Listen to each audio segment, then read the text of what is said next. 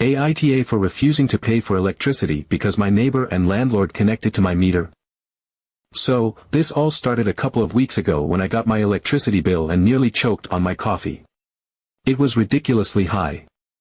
I mean, I knew energy prices had gone up, but this was beyond anything I had expected. I live alone in a small one-bedroom apartment. I work long hours, so I am barely home, and when I am, I only use my laptop, a couple of lamps, and a space heater in the winter. I do not even cook that much. But somehow, my bill was higher than my friend Matt's, who owns a 4-bedroom house, has 3 kids who practically live in front of the TV, and runs his washing machine and dishwasher every other day. At first, I assumed there had to be some kind of mistake. Maybe a meter misread, a clerical error, something. So I called the electric company, expecting them to tell me they had overcharged me and would issue a correction. Instead, they pulled up my account and said the readings were accurate. They even had a technician check remotely, confirming that my apartment was indeed pulling a ridiculous amount of power. I argued with them, asking how that could be possible, but as far as they were concerned, everything was in order. Frustrated, I decided to do some investigating on my own. I shut off every single appliance in my apartment, unplugged everything from the walls, even turned off the breaker. Then, I went down to check the meter. It was still spinning. Fast. I am talking, I run a small factory out of my living room fast. At that moment, I knew something was very wrong. There was no way my apartment was drawing that much power when everything was shut off. I needed a second opinion, so I called my friend who is an electrician. He came over the next evening, and we went through everything together. He confirmed that, yes, my meter was running way faster than it should be. Then, he started looking around to see where the power was going. That is when we found it. A second connection. A line running out of my breaker box, leading through the wall and into my neighbor's apartment. I could not believe it. My neighbor had somehow connected his place to my meter and had been stealing power from me. And judging by the amount, it was not a small amount either. This was not just a lamp and a phone charger, this was major usage. Possibly his entire apartment. I confronted him that night. I knocked on his door, and the second he opened it, I could tell he knew why I was there. I told him what I had found, and his reaction was pure, calculated shock. Oh, I had no idea. That must be some kind of mistake. He even had the nerve to act like he was just as confused as I was. I was not buying it. There was no way this was accidental. Someone had physically run a connection from his unit to mine. This was not something that just happened randomly. I told him he needed to fix it immediately, or I was reporting him. That was when I started thinking about how this was even possible in the first place. This was not just some extension cord situation. This had to have been done by someone with at least some knowledge of electrical wiring. And why had I never noticed this before? Had this been going on since I moved in? Was I paying for his electricity for months, maybe even years? I decided to take it up with my landlord. His name is Gary, and he is exactly the kind of landlord you are probably picturing right now. Older guy, always acting like he is too busy to deal with problems, but somehow always around when rent is due. I went to his office the next morning and explained the situation. I told him what the electrician had found, how my neighbor was literally stealing my power, and how I wanted something done about it immediately. Gary put on his best, concerned landlord face and said, "Wow, that is really strange. I had no idea. I will look into it." But something about the way he said it felt off. Then, not even a day later, he started pressuring me to just let it go. Maybe you and your neighbor can work something out. No need to make a big deal out of it. You know, these things happen. I could not believe what I was hearing. My own landlord was trying to sweep this under the rug. That is when I knew something was really wrong. I told him no. There was no way I was just letting this go. I had already been overcharged hundreds of dollars, maybe more. I was not paying for someone else's power, and I was not going to just work it out with the guy who had literally been robbing me. I reported it to the electric company immediately. That was when things got even weirder. The second I made the report, my family, yes, my own family, started calling me, telling me I was overreacting. My mom, my uncle, even my cousin, who I barely talked to, all had something to say. It is just a few extra dollars. You are making a big deal out of nothing. You are putting your housing at risk. Are you sure you did not just read it wrong? I was pissed. Here I was, literally getting stolen from, and instead of people having my back, they were acting like I was the problem. But I knew I was right. And I was not backing down. Then came the first real twist. The electric company sent someone out to check the connections and verify my report. They confirmed that, yes, my neighbor had tapped into my meter. They disconnected him immediately, but while they were there, they noticed something else. There was still another connection that was not mine. Now I was confused. My apartment only had one neighboring unit, and we had already found that one connection. The place on the other side of me was empty. No one had lived there for months. The electrician followed the line. It ran out of the building and across the street. Update 1. The electrician followed the line. It ran out of the building and across the street. I stood there, staring at that cable, my mind struggling to keep up with what my eyes were seeing. The cold evening air felt sharper against my skin as the weight of this new discovery settled in. Across the street? That didn't make any sense. I went over the possibilities in my head, each one more ridiculous than the last. Maybe it was an old, forgotten line. Maybe the previous tenants had something installed years ago. Maybe. No. There was no maybe. This was live. This was active. That line was still draining power, my power, and it was leading away from my apartment like a lifeline feeding some unseen parasite. I started following it, step by step, my heartbeat thudding in my ears. The buildings on this block were mostly businesses, a laundromat, a cafe, a few small shops. None of them should have had any reason to be siphoning electricity from a random apartment across the street. And yet, the line kept going, running from my building, across the street, and straight into a house. Not just any house. My landlord's house. I stopped dead in my tracks. The realization hit like a freight train. For a long moment, I just stood there, staring, unable to fully process what I was seeing. A sick, crawling feeling spread through my stomach. It felt like a bad dream, like some twisted joke the universe had decided to play on me. Gary. The same landlord who had brushed me off. The same guy who had tried to convince me that this wasn't a big deal. The same guy who had practically begged me to just let it go. I could feel my pulse in my fingertips. The slow burn of pure, unfiltered rage started deep in my chest and worked its way outward, filling every part of me. This wasn't just some lazy oversight. This wasn't some accident. This was deliberate. Gary had been living his entire life on my dime. Every light in his house, every appliance, every warm shower, every movie night on what was probably a giant, high-definition TV, all of it had been powered by me. His big-screen TV. His dishwasher. His laundry. His refrigerator. His heating and cooling. For how long? Months? Years? I thought back to every time I had turned my heat down to save a little on my bill, every time I had unplugged something I wasn't using, every time I had shivered under a blanket in the winter because I didn't want to waste energy. Meanwhile, this man was living like a king on my money. That was when I snapped. I didn't hesitate. I didn't stop to think. I called the power company again, my fingers shaking with pure adrenaline. This wasn't just some shady neighbor skimming a little power. This was major.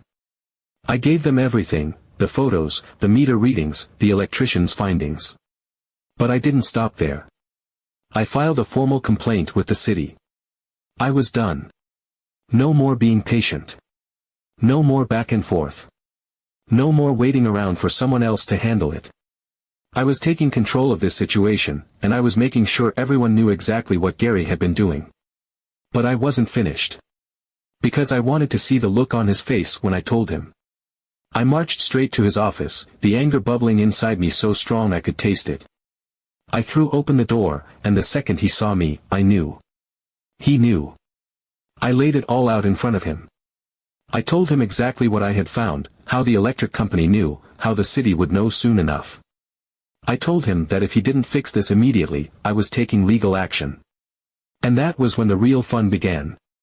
First, he tried to act confused. Like this was some big misunderstanding, some clerical error. He had the nerve to sit there, rubbing his chin, pretending to think, as if an entire house could just magically connect to a tenant's meter without anyone knowing. Oh wow, I had no idea. That's crazy, man. Must have been some mix-up with the wiring. I wasn't buying it. Then, he switched tactics. Guilt. He leaned back in his chair, shook his head like he was the real victim here. Look, man, times are tough. I'm just trying to get by, same as you. You don't understand how hard it is to keep a place like this running. I wanted to laugh. I wanted to throw something. I understood perfectly. I understood that I had been getting robbed for who knows how long. While I was worried about my bill, he was living his best life, completely free. When guilt didn't work, he got angry. The mask slipped.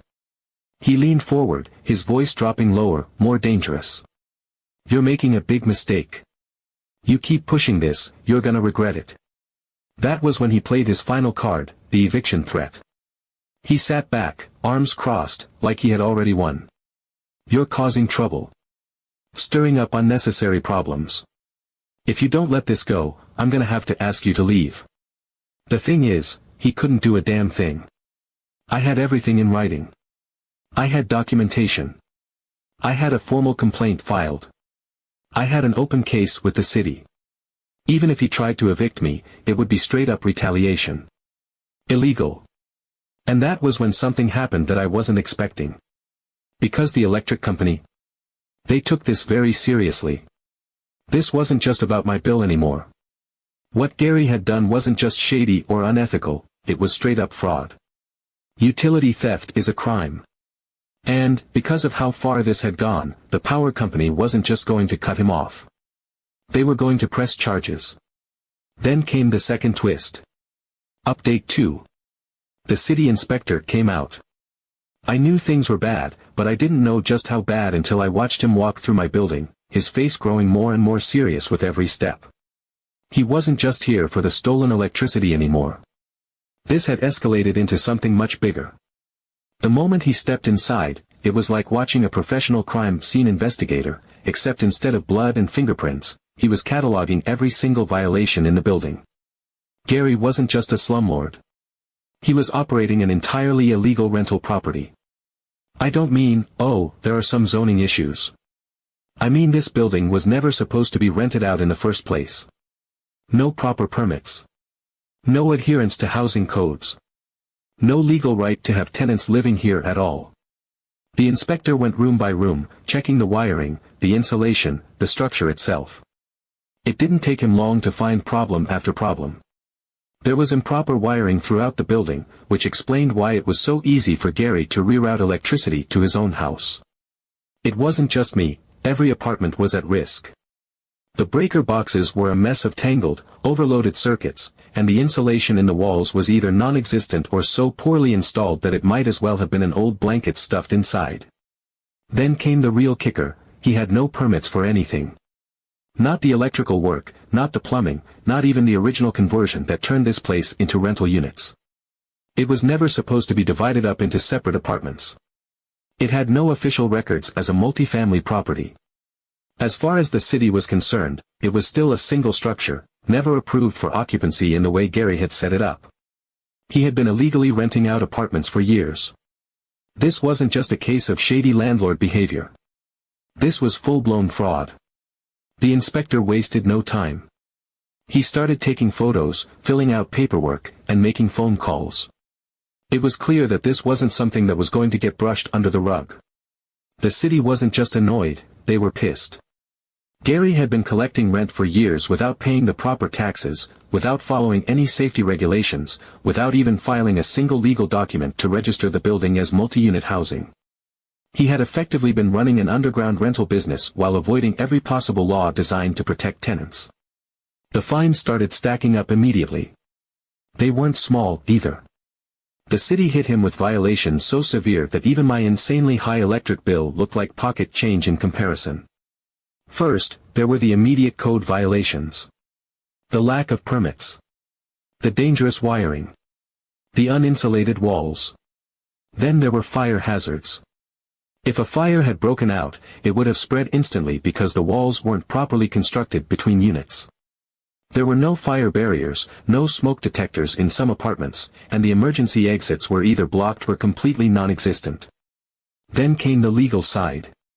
The city started digging into his records, and things only got worse. He had no rental licenses. No proof of inspections. No history of compliance with basic housing laws. He had somehow been getting away with this for years, flying under the radar, renting out an illegal property while pocketing tens of thousands of dollars in rent money. And now? Now he was completely screwed. The moment the city got involved, Gary's whole operation started collapsing. The fines were so outrageous that even if he liquidated every asset he had, he still wouldn't be able to cover them all. The city didn't just fine him, they put him on the fast track for legal action. He was looking at tens of thousands of dollars in penalties before even getting to the fact that he had stolen electricity and committed utility fraud. By this point, word had spread. The other tenants in the building, people who had lived their way longer than me, started coming forward with their own horror stories. Leaks that never got fixed. Broken heaters in the winter. Mold growing in the walls. One guy had a ceiling cave in from water damage, and instead of repairing it properly, Gary just stapled a plastic sheet over the hole and called it a day. The city was not happy. And neither were his other tenants. Some of them had been paying higher rents than legal because Gary had lied about the place being registered. Some had been forced to live in unsafe conditions because he refused to fix anything properly. Now that they knew the truth, they started lawyering up.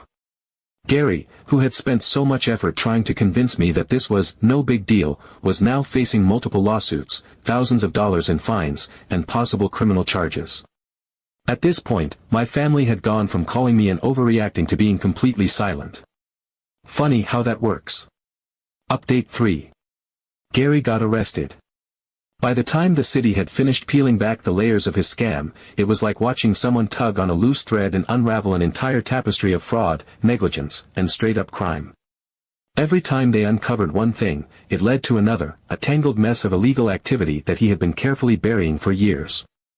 It turned out the illegal rentals and the electricity theft were just the tip of the iceberg. Once the city started digging into his records, they found more.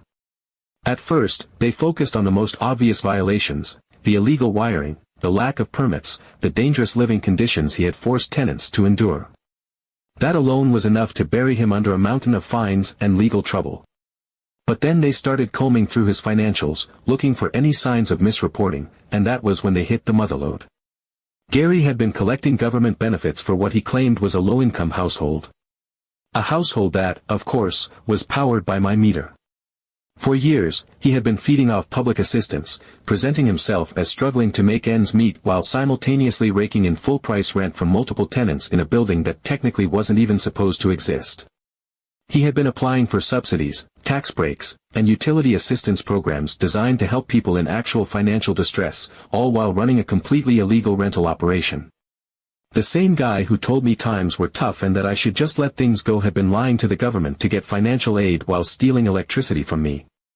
The sheer audacity of it was almost impressive. It was one thing to be a slumlord. It was one thing to be a scammer.